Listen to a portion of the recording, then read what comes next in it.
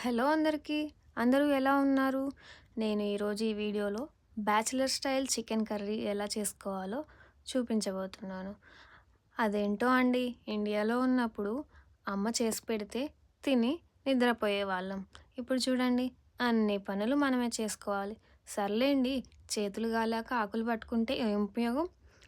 వీడియోలోకి వెళ్ళిపోదాం. ముందుగా ఒక ప్యాన్ పెట్టుకొని ఆయిల్ వేసుకొని అందులో whole garam masala, onions, tomatoes, mirchis ఒకదాని తర్వాత ఒకటి యాడ్ చేసుకొని కొంచెం పసుపు, కొంచెం ఉప్పు యాడ్ చేసుకున్న తర్వాత అవన్నీ ఒకసారి వేగిన తర్వాత అల్లం వెల్లుల్లి పేస్ట్ వేసి అది పచ్చి వాసన పోయేంత వరకు వేగించాలి.